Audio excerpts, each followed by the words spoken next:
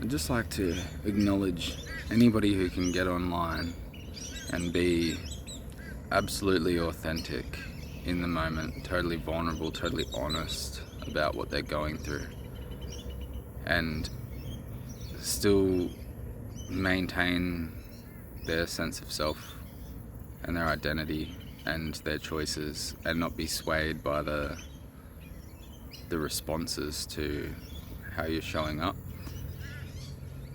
And I want to highlight some insights around this, because we live in a social media era. We're all doing it, participating on these platforms, sharing little pieces of ourselves, and I just think, like, I've talked about it enough probably, but I'm reaching a point where I believe that I've got a healthy relationship with social media. Or a healthy relationship with social media to me would be no relationship with social media. I wish this never happened.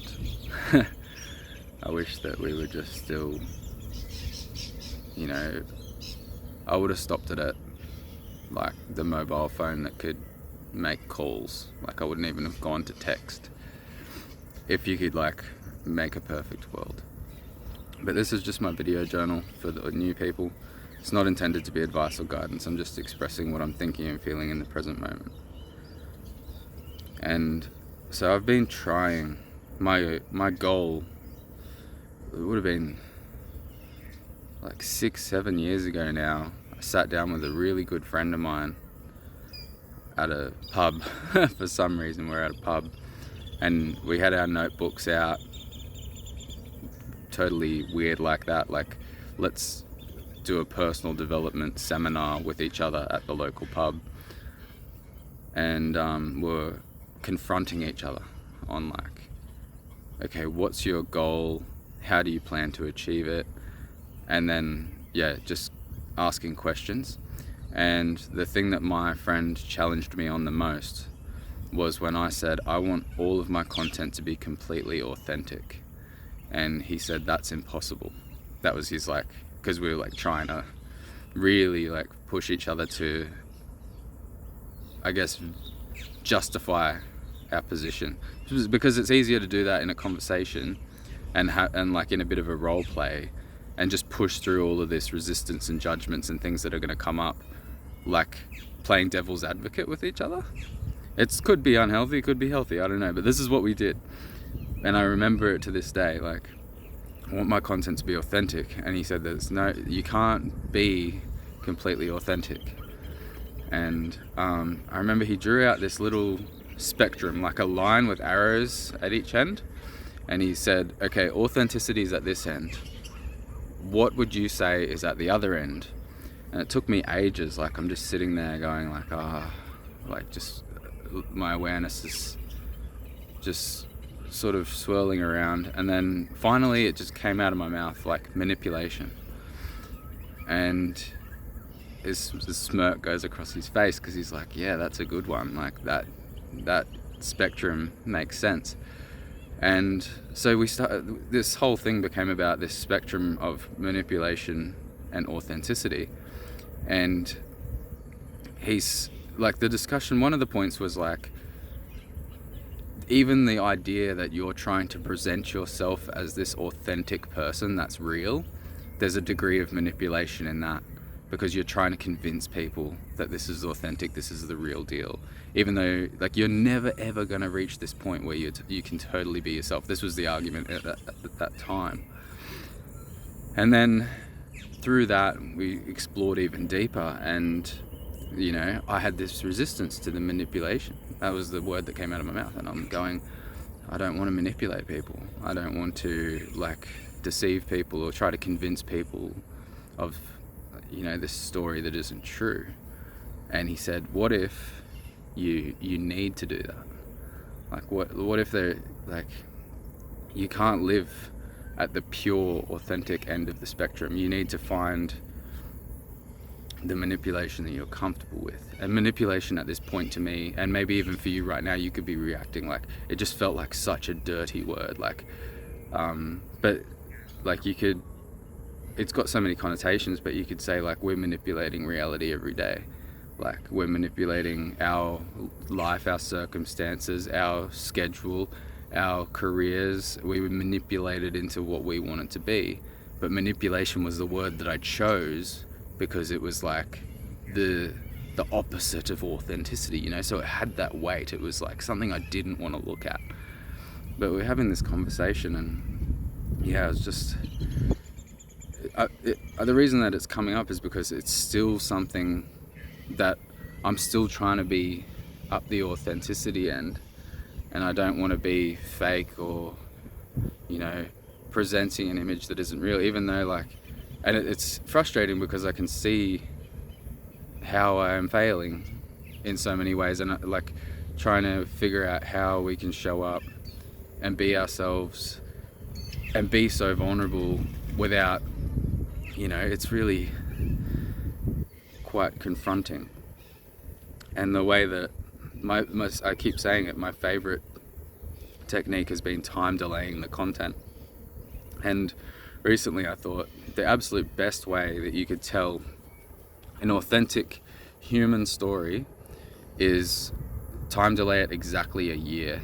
And I even thought, like, you could call the YouTube channel Me a Year Ago, and just whatever you record, or on all your social media accounts, whatever you write, whatever photos you take, you schedule it. Like, it's like December 14 or 16 or something today. Schedule it December 14, 2022, and then just completely let it go, because a year is so much time, so much change can happen, that I could be going through the most crazy stuff, like have no idea what I'm going to do next, and I could just express all of it totally real.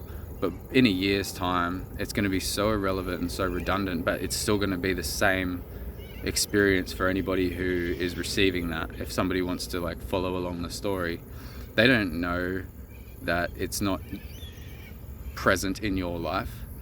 And then another added benefit that has emerged since I've been time delaying, I'm not time delaying by a year, I'm about a month ahead at the moment, but I'm actually going to build on that.